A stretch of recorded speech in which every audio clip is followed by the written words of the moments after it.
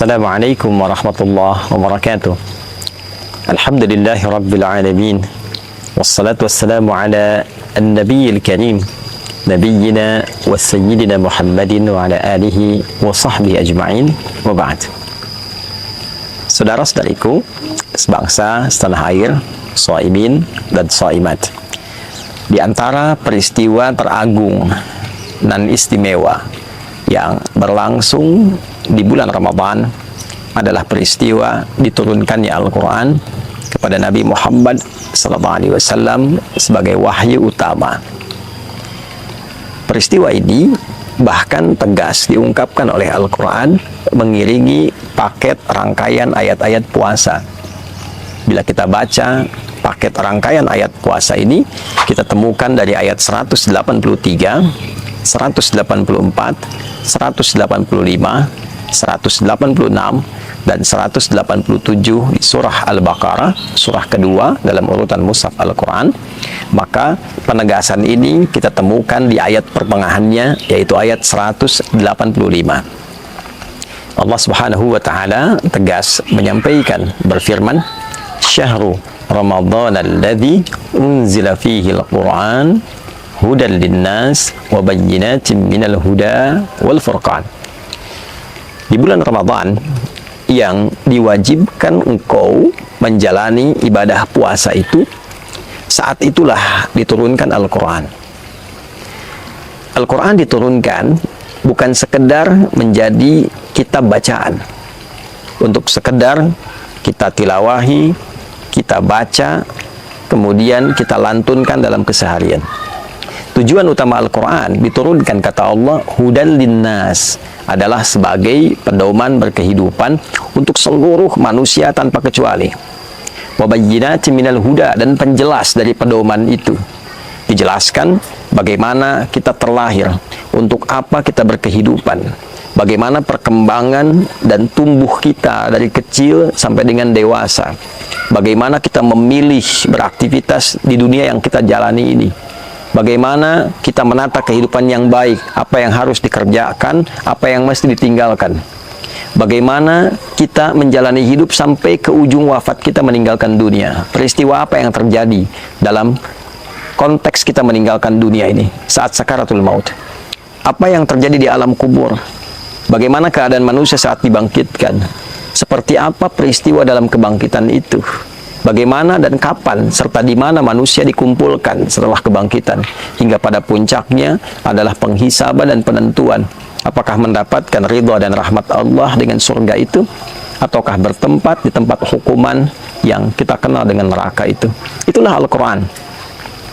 Jadi saat kita diperkenalkan oleh Allah dengan Al-Quran, mukjizat teragung yang melekat pada kerasulan Nabi Muhammad SAW, dalam saat yang bersamaan kita diajari tentang cara berkehidupan.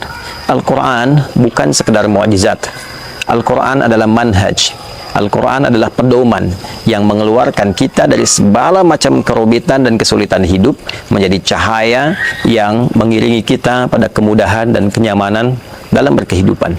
Itulah sebabnya Allah memberikan satu contoh yang menggugah pada diri kita dan mengajak akal kita dalam saat yang bersamaan untuk berpikir. Saat Al-Quran diturunkan di komunitas yang begitu dalam tingkat kriminalitasnya, semua ragam keburukan nyaris sempurna dilakukan pada komunitas dimaksud, sehingga disebutlah masyarakat ini dengan nama jahiliyah. Perampokan, perzinaan, mabuk, pembunuhan, tipu-menipu, pembegalan, komplit terjadi di lingkup masyarakat ini. Lantas apa yang terjadi? Allah tidak mengembalikan tongkatnya Musa alaihissalam kepada Nabi Muhammad SAW, atau menitipkan mukjizatnya Nabi Isa alaihissalam pada Nabi Muhammad SAW. Namun Allah Subhanahu wa Ta'ala mengirimkan satu pedoman tata cara berkehidupan yang elegan, yang ideal, sehingga mampu merubah tatanan masyarakat yang berada di titik nadir keburukan itu berubah menjadi contoh teladan pada masyarakat terbaik yang pernah hidup di muka bumi. Jahiliyah berubah menjadi khair ummah.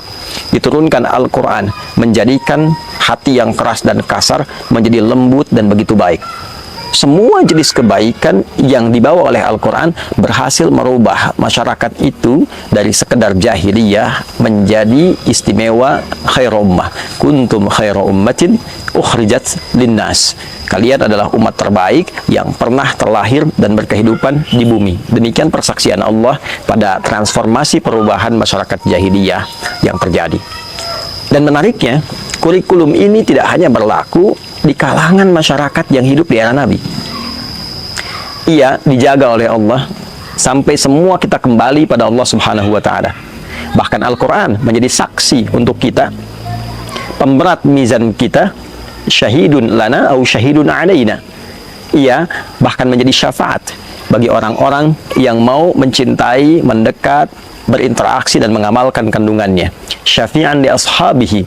Nabi menegaskan ia bisa menjadi syafaat untuk sahabat-sahabatnya, untuk yang gemar mencintai dan mengamalkan isinya. Itulah Al-Quran. 114 surah, 30 juz, 6.236 ayat kurang lebih, 52.000 kosakata. Itulah sebabnya kemajuan Islam itu dicapai ketika umatnya mampu dekat, memahami dan mau mengamalkan isi Al-Quran. Silahkan kita bisa cek bagaimana Islam bisa berkembang sampai dengan ke Afrika, sampai dengan ke Eropa di Andalusia, bahkan sampai dengan ke Nusantara, datang tanpa ada peperangan dengan penuh kedamaian dan memberikan satu perubahan pada kehidupan masyarakat di tatanan Nusantara. Semua berkeadilan sosial.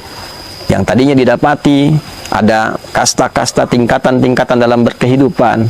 Masyarakat sungkan untuk bergaul satu dengan yang lainnya karena ada sekat dan batas-batas. Islam datang memberikan sifat berkeadilan sosial untuk semua. Islam datang mengajarkan cara berketuhanan yang Maha Esa yang benar.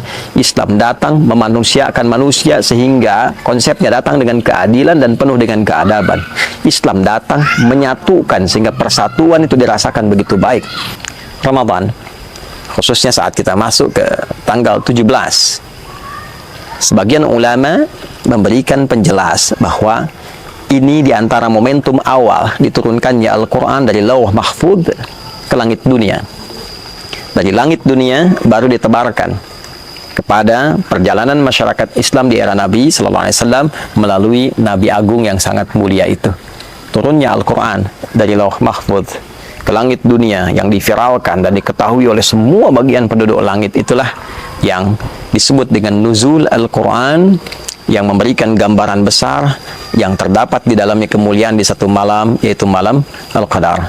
Sedangkan turunnya kepada Nabi SAW sesuai dengan peristiwa-peristiwa dan kebutuhan masyarakat pada saat itu, sehingga menjadi kurikulum bagi kita sampai dengan saat ini, diberikan oleh Allah dalam durasi waktu yang sesuai dengan perjalanan dakwah Nabi Muhammad SAW. Kurang lebih 22 tahun beliau berkehidupan dan menjalani masa dakwah. Yang menjadi pelajar, keluarkan ayat-ayat yang membimbing kita bagaimana cara belajar yang baik. Ayat-ayat tentang kerakyatan, bagaimana menjadi rakyat yang baik, bagaimana menjadi rakyat yang kompak, bagaimana menjadi rakyat yang akur, yang bersatu, terjauh dari perpecahan. Ayat-ayat yang membimbing para ustadz, para agamawan untuk menjadi pencerah, menghindari diri dari berbagai tipu daya tarikan dunia, bukan menjual diri, menjual ayat-ayat demi kepentingan-kepentingan materi. Semua tuntunan itu mengantarkan kita pada kesejahteraan dan kemakmuran bersama. Itulah Al-Quran. Saatnya untuk merenung kembali, saatnya untuk berinteraksi dengan serius dan mengamalkan isinya. Setidaknya kita bisa amalkan di tempat yang kita cintai ini, di negara yang kita pijak, negara Kesatuan Republik Indonesia. Semoga Allah memberikan hidayah kepada kita. Semoga Allah menjadikan kita bagian dari ahli Al-Quran yang diterangi di dunia, diberikan cahaya di alam kubur, dan mendapat syafaat saat di akhirat kelak. Allahumma ja'alna min ahli Al-Quran waj'alil Qur'ana sahiban lana fid dunya, nuran lana fil qubur, wa syafi'an lana fil akhirati ya arhamar rahimin. Rabbana atina fid dunya hasanah wa fil akhirati hasanah wa qina adzaban nar.